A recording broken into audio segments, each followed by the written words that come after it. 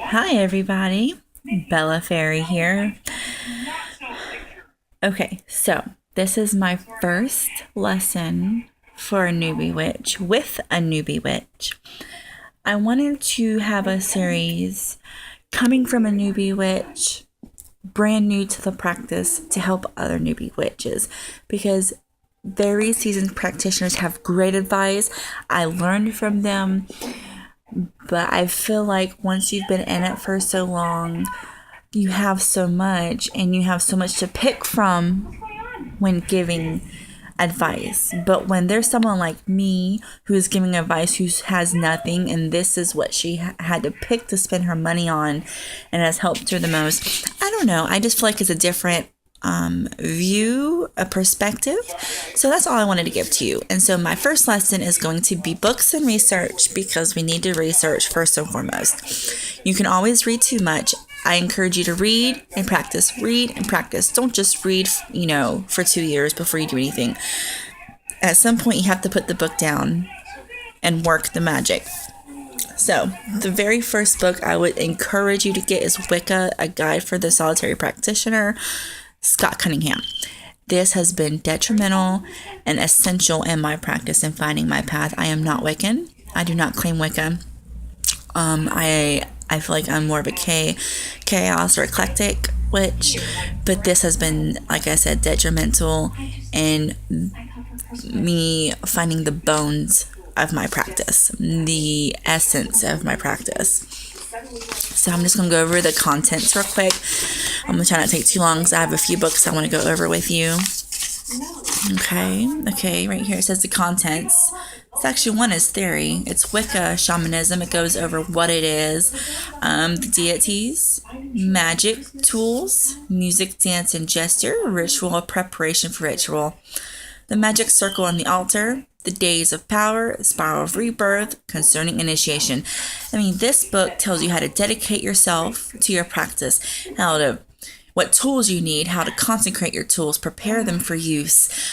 I mean, it really helps a newbie witch. I mean, this has been so much more helpful than I think any other book I have. Of course, the other books I'm going to show you are absolutely wonderful and will help you, but this would be the number one book I would recommend you buy. It's not too big, so it's not overwhelming, but it gives you the bones to start because you do not want to be overwhelmed when you first start out.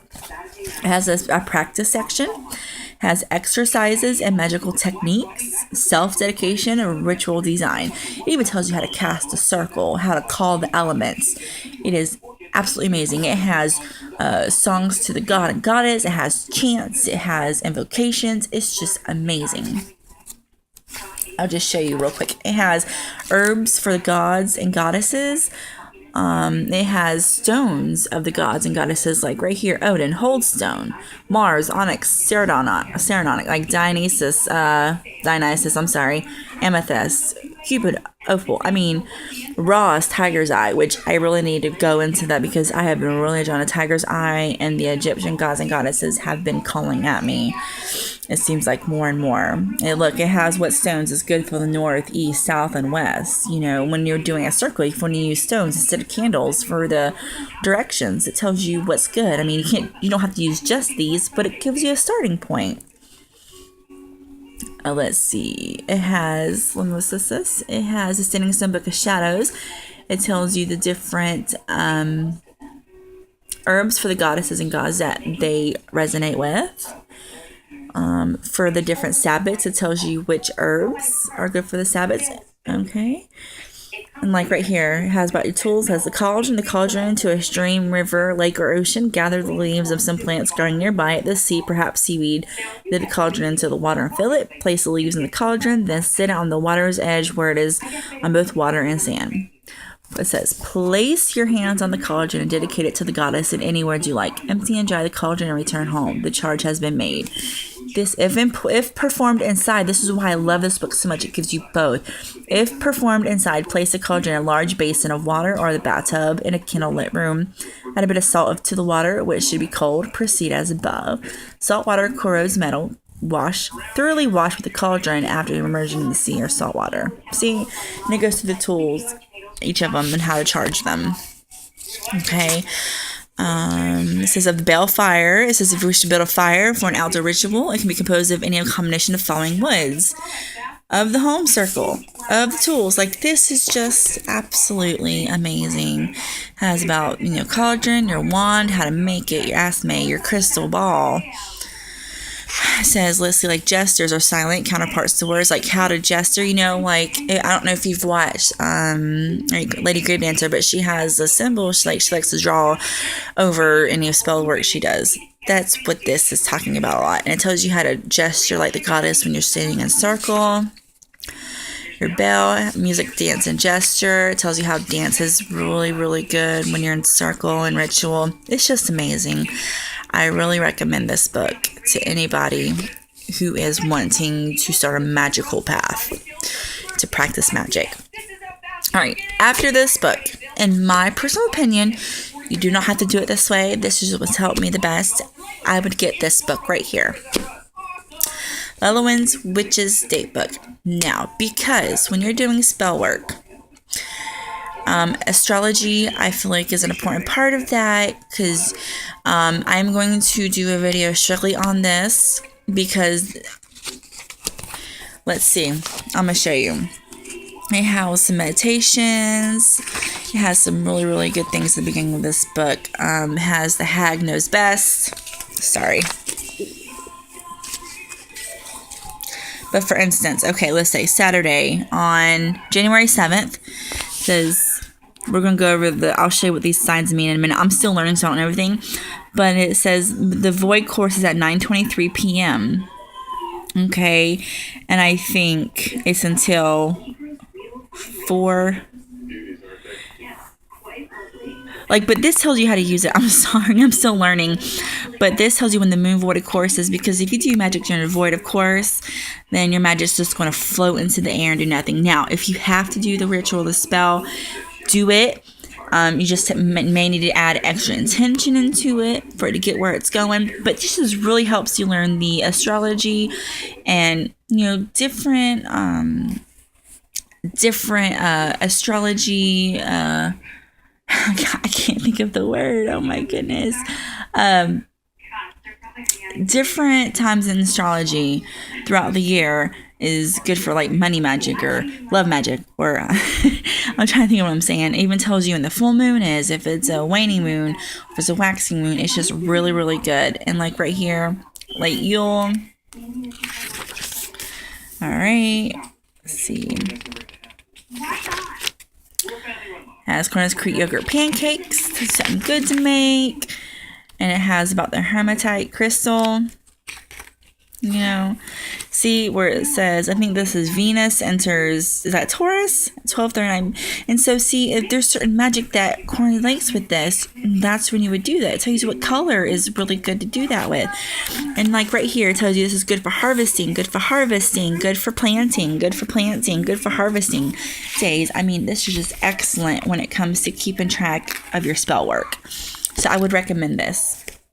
It says, improve your year with magic and witch lore. Stay organized, magically inspired all year long with the Witch's Date Book, featuring beautiful illustrations from award-winning artists, a variety of new ways to celebrate the wheel of the year, powerful wisdom from practicing witches. This indispensable on-the-go tool will make your days more magical. And it tells you, it has at-a-glance guide to the best days to plant and harvest, Wiccan holidays, Sabbath musings, and tasty seasonal recipes. Oh, sorry, my flash is in the way. Sorry, hold on. Here we go. For celebrating the wheel of the year. I'm having issues today. Daily planetary and color correspondences to empower your magical work. Moon lore and S-Bat rituals plus moon phases for successful spell casting. And it says this was $12. I paid $15, but I got it from a local metaphysical shop that I like to support, and I didn't mind paying a few extra dollars for that. So, the next book I would suggest is a tie between the two. Actually, no. I take that back. The next one you should buy is your Book of Shadows. You need to keep track of every spell you do, how it turns out, what you think went wrong, and how to change it. I love this. I found this at Books A Million. It says, life is a journey. Embrace the adventure. Believe you can do anything. Be fearless. Follow your heart. Seize every moment. Chase your dream. Create your own happiness. Live boldly. Be brave and wild at heart. Change the world. Find joy in the little things and look at the very bottom. Live with intention. I said, if this is not perfect, I don't know what is. I'm going to show you the first, like I wrote my book of shadows. I want to color in it. I wrote something to my children if they were to find this one day if something happens to me. I wrote my Increase Your Energy Incarnation oil into this one.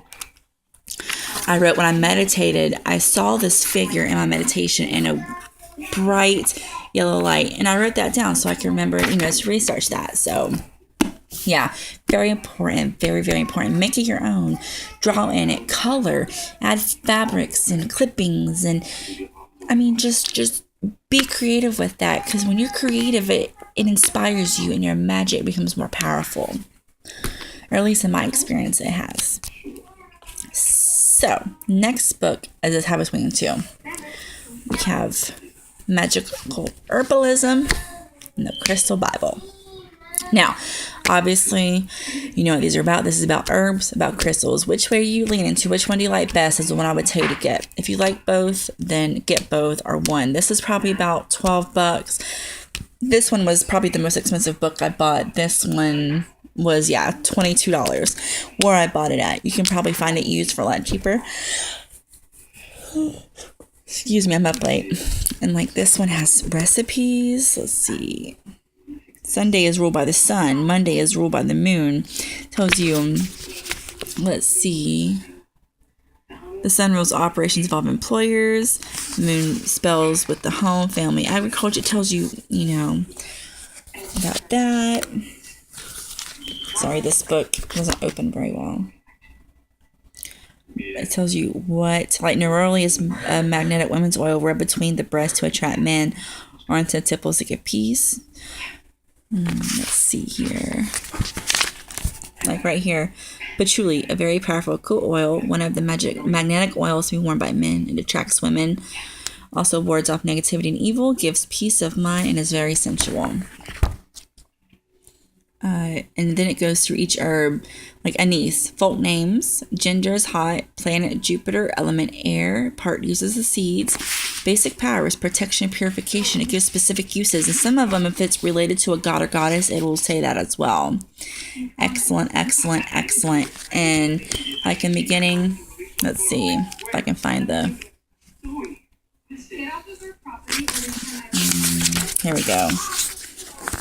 Sorry, doing this one-handed kind of has an introduction, a part 1 preparations, tools of the magic herbalist, magic, a short primer, identifying, gathering, drying, and storing herbs, which is very excellent to someone new to the path. Language of the magical herbalism, a short dictionary of magic and witchcraft, and of the herbal craft adds to understanding as well as enjoyment. Many of those words are part of the old witch's tongue. Part 2, herbal secrets, protection, divination, healing. It tells you what herbs are great for these. Herbs of the elements and magical fluid condensers, scented oils and perfumes, incenses, amulets, what works good for different amulets, protections, travel, and so on. Witches herbal, an alphabetical listing of 118 major magical herbs with astrological, planetary rulership, vibrational level, folk, as well as technical names, magical powers, and special uses. Part 3, I love this, the magical garden. It gives you a starting point for your gardening, how to magically start it, not just plant a garden, but how to imbue it with your power. What symbols to put into the ground. It says, yes, you can grow your own magical herbs, and they are the more magical for you doing so. Here are instructions for the selection of the plants and seeds, and the principles of magically preparing the land, and of the magical gardening, and of giving your garden magical protection. And then appendices, it says the magical names of herbs, flower, trees, and roots, baneful herbs and flying ointments, sources for herbs and oils, and then herbal remedies. This is a collection of wise sayings concerning herbs that every herbalist should know. Okay, so very, very good. It's one of his older books. He does have the encyclopedia for herbs, but I feel like for a newbie witch, because that could be a lot, you don't know where to start, this is a good starting point. Get this down and then get that encyclopedia and work it, okay? But this is just excellent. I really suggest this coming from a newbie witch, okay? Now, the Crystal Bible. I love crystals. I had to have this. And this, like, let's see. This in the beginning. Okay, let's see. Crystal Bible. Has the references, delights, background, formation, healing, crystal care, meditation, crystal shapes. It tells you how to clean them and all that stuff. So, sorry about that. Where to find which one, what a generator is. I mean, it tells you the different shapes. If there's a certain like formation inside the crystal, it tells you what that means. Look at citrine. And it tells you yellow to brown or smoky gray brown. You see? And then it tells you what you can use it for. Let's see. Yeah, and it tells you which ones to use. It tells you like what to use for chakra cleansing. It's excellent. Like, let's see here. There's a life path crystal. We have sheet quartz, a companion. I mean, if you are wanting to get in the Reiki, this is the first book you really need. I mean, this is just excellent. If this is a thick book, my phone's getting hot. It's on the charger, so I need to try to hurry. But any of these books you've seen, if you want me to do a more extensive lesson into them, please let me know. I would be happy to, so you can see it a better understanding of it before you spend your money on it. I understand that. I do not mind. Last but not least, so my phone blows up on me. I let my kids play games on it, and I shouldn't do it. It messes up my battery. I found this, and it's been awesome. A Rune Oracle book and card pack. Okay, this is right here, usually. Okay, you take it out. And it comes with cards that teaches you what the runes mean. Like, it comes with talisman. Oh man, you're not gonna be able to see it on this. I'm so sorry, but I'll show you. I'll show you. It comes with different layouts. It tells you rune oracles. Read the secrets language of the stones. It tells you different crystals you can use with them, like Othelia, which is home, Inguaz. And it gives you a story. I'm so sorry. I don't know why it's doing that. It gives a story, and it has over here, like for Berkana the birch, the bee is for Freya. The tree birch, animal bear. The number, the color, dark green. Green is for swan. I just want to show you this real quick. This was awesome. Really awesome. Layouts you can do. You know. And, you know, how to prepare yourself, casting the runes. I mean, it's awesome. A little bit of history. So, yeah. My next lesson, I think I'm going to go over the date book in better detail. And then I'm going to go over to my tarot card deck and how to pick your first tarot deck. And your and divination. Because your tarot deck and your pendulum are two important tools, I feel like, in starting your practice as well. So that'll be the next episode. If you like this series, please give me a thumbs up, like this video, leave any comments. Do you have any suggestions for any other newbies, you know, about any kind of new book that worked for you that you want to, just please leave it in the comments or make a video response. I would love to hear from you. Until next time, guys, as always, many blessings. Have a great night.